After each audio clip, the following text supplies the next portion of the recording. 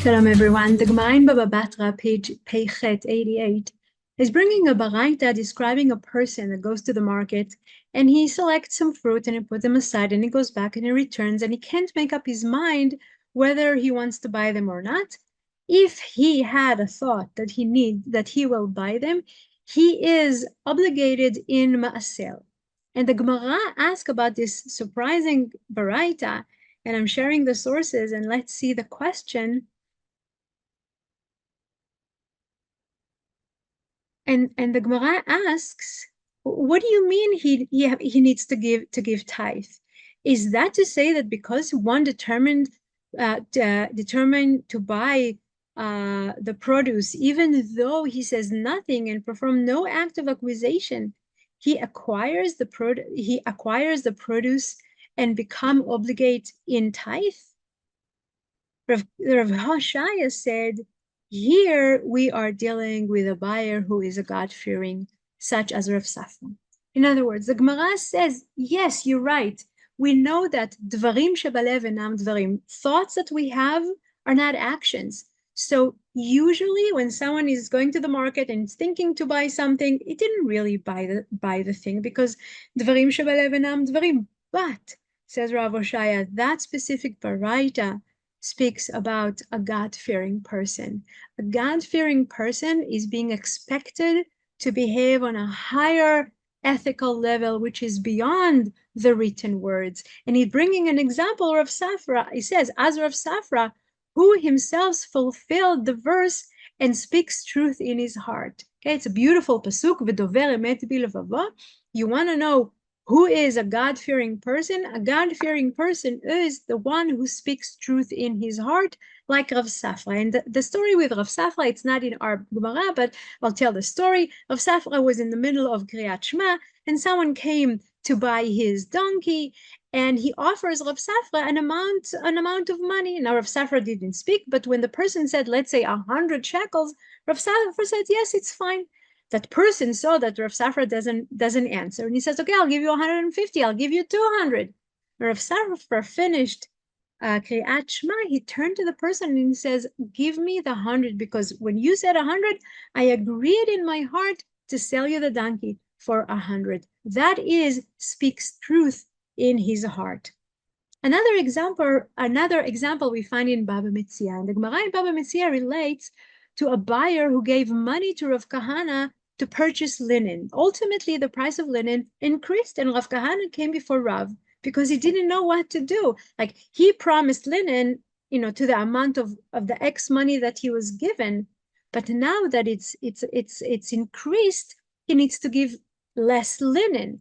But is it the right thing to do? Okay, he wants to be a God-fearing person, so he comes before Rav and he asks him his opinion, and Rav said to him, give him the quantity of linen equivalent in value to the money that you received.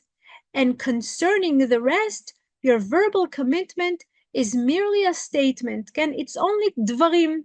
And dvarim shebalev enam dvarim, you just, you agreed to give him the linen, but you did not say anything about increase, not increase.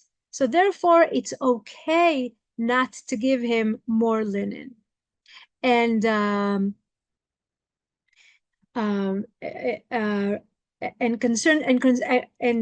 in the value that the money that you received, and concerning the rest, your verbal commitment is merely a statement, and reneging on a verbal commitment that was unaccompanied by an act of acquisition does not constitute an act of bad faith. In other words, Rav knew that Rav Kahana is feeling that maybe it's a bad faith and he wants to be a God-fearing person. Maybe he should give that person more linen as the old price. And Rav tells him, no, it's fine, it's okay. It's not that you change your mind. You said you're going to give him linen. The price came up. It's not an act of bad faith. But the Gemara comments that this is, as was stated, there is an Amoraic dispute regarding to reneging on a verbal commitment that was unaccompanied by an act of acquisition.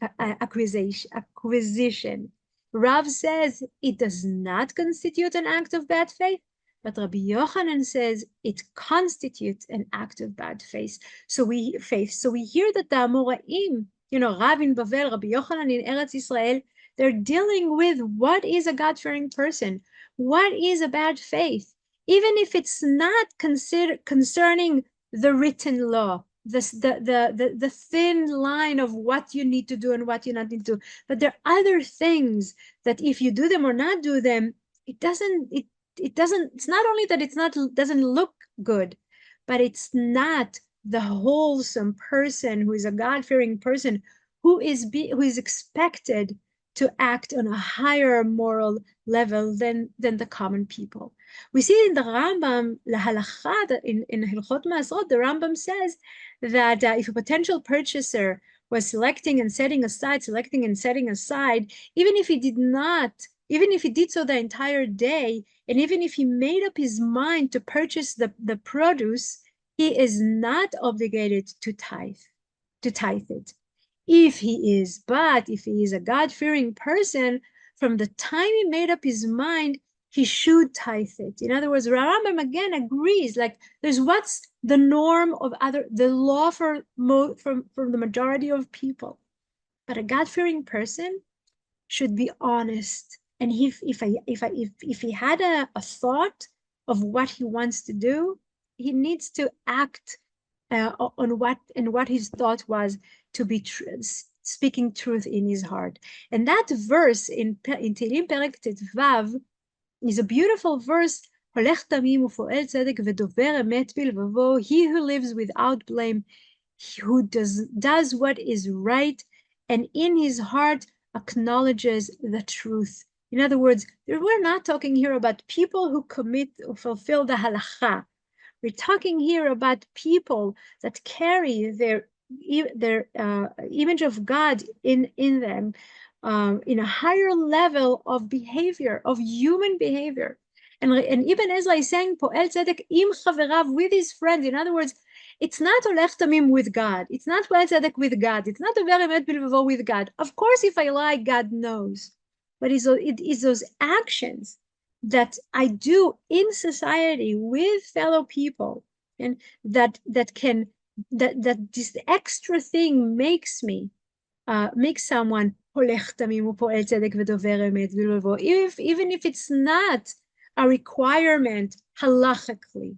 But there is an expectation, and people can be God-fearing people that are acting on lifnim meshurat hadin, that extra behavior that is not written in the Torah, but is hints in the Torah and in the Nevi'im and in the Ketuvim, that certain behavior is fitting to a God-fearing person, and certain behavior can lead you to bad faith, as we saw before. The Malbim says about dover emet bilvavo, that he speaks the truth in his heart, that his faith should not be from the tongue to the outside, because the fence of faith is the agreement of the heart with what he puts out with his lips. In other words, says the Malbim, someone that is getting used to not have his thoughts and words in a line, and the agreement with the heart, ultimately can stop being a God-fearing person. Right? And that's the fence. You want to make sure that you're in that area of God-fearing person. It's that, not checklist of halacha, but the agreement of a heart with what he puts out with his lips. Midrash Tehillim, very surprisingly, is asking itself, okay, do we know people like that? So the first attempt is, who are he who walks uprightly and works righteousness? He who walks uprightly is the Holy One, blessed be he. As it says, the rock, his work is perfect. Ken Hashem tzuri tamim po'alo. And he who works in righteousness is the Holy One, blessed be he. As it says, for the Lord is righteous. He who loves righteous deed. And he who speaks truth is the Holy One, blessed be he. As it is said, but the Lord is the true God. very surprising when the Midrash is coming to ask, do we know people like that? They don't bring people. They said, oh, it's God. God is all those things. Now we can hear it as God is all those things. Therefore, we must follow God's footsteps. Okay, these are all attributes that we look together and like, if God is like that, I can be like that. But that can be also frightening. Like, if God is that, how can I be that? So the Midrash continues to say, we also know people like that. Who are they? Avraham, Yitzchak, Yaakov. Another thing is to be innocent. This refers to Abraham, as it says, walk before me and be innocent. And to do righteous, this is Yitzchak, whose actions were righteous and who gave his life for the God. And to speak truth, this is Yaakov, as it is said, you will give truth to Yaakov, you will not lie to him. Now, okay, so our forefathers were great people. We know that. Can we be great people? So first of all, yes, these are examples, personal examples that we need to follow. But what we find in the tractate of Makot, when they speak about this finding out the people, so the Gemara in Makot is saying Holech Tamim ze Avraham. Okay, so he who walks wholeheartedly. This is referring to one who conducts himself like our forefathers, like Abraham, as it is written in concern of Abraham, walk before me and be wholehearted. We saw that in the Midrash. Who is Poel Tzedek? Who works righteousness? This is referring to one such as Abba Chilkiyahu. In other words, we're not only talking about our forefathers, we also knew people in our own time, says the Chachamim. Abba Chilkiyahu is a grandchild of Chonia Me'agel. So it's Chachamim from the time of the Beit Sheni, time of Mishnah. We know people like that. It's possible for people to be like that. What did he do to be a Poel Tzedek? And here it's a nice play on words, because he, a laborer who would not pause from his labor, he had to work for his parnasa. He was a poel, a laborer, and never paused from his labor, even to greet people. And he righteously continued working. In other words, if he works for somebody, he can't waste his time, because his work is somebody else's money. That's Poel Tzedek. And Dover Emet V'Vavo is our Rav Safra that we heard his story, and the Gemara here mentions him again. In other words, it's God, but you shouldn't fear, it shouldn't weaken us, because we need mag afhu afatag. If God is, this is the acts of God, that means we can do the same, because we have Tzelem Elokim. These are the actions of our forefathers. Yes, they are our example. You want to hear people that closer to your time? Here you have Abba Chilkiah and you have Rav Safra, that are acting in a way that is respecting their God-fearing position. Rabbeinu B'Chaye Ibn Pakuda, in his famous book Chovot HaLevavot, The Duty of the Hearts, it's after Rav Seadia Gaon Emunot V'Deot, it's the second Jewish philosophy book, together with the Kuzari. So in Rabbeinu B'Chaye Ibn Pakuda, in the introduction, is telling us that you should realize that the aim and value of the duties of the heart is that our exterior and interior be equal and consistent in the service of God, so that the testimony of the heart, tongue, and limbs be alike, and that they support and confirm each other instead of differing and contradicting each other. I think that's very straightforward, what he states as being expected from a person who wants to live in a higher way, in a higher moral way. Rabbeinu Avraham ibn Ezra, which we know as a Torah commentator, also wrote a philosophy book called Yesod Morah V'Sod Torah. And there Ibn Ezra is saying, now behold, all the mitzvot can be categorized into three ways. Firstly, through belief in the heart. Secondly, through speech. And thirdly, through action. Each mitzvah is fundamentally based on one of these aspects. But if a mitzvah is depend on speech or action, it still requires belief in the heart. In other words, speak and action also needs to have the belief in the heart. You can have a belief in the heart as itself, but if you have speech or action, it also must be aligned with what you believe in, what you think in your heart. And without it, everything is in vain and futile. And Rabbi Moshe Chaim Luzzatto, and we'll end with that in Baal Yosinat Yesharim, is saying the following. He's quoting the prophet Zechariah, and he says, and Zechariah said, and I have returned to Zion and will dwell in the midst of Jerusalem, and Jerusalem shall be called the city of truth. And says Aramchal, Yerushalayim is going to be the city of truth to magnify its importance.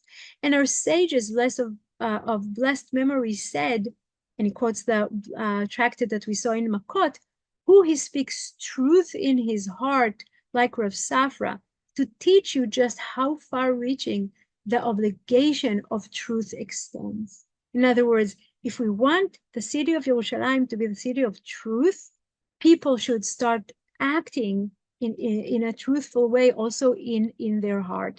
And he mentioned something we saw before in previous tractates.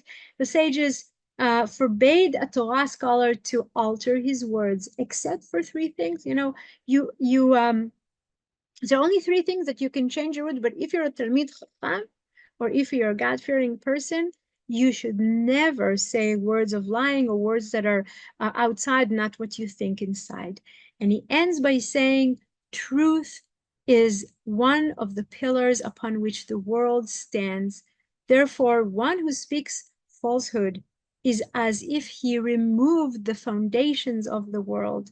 And conversely, one who is scrupulous on the truth, it is as if he upholds the foundations of the world. So we should be blessed by being able to be truthful inside and out.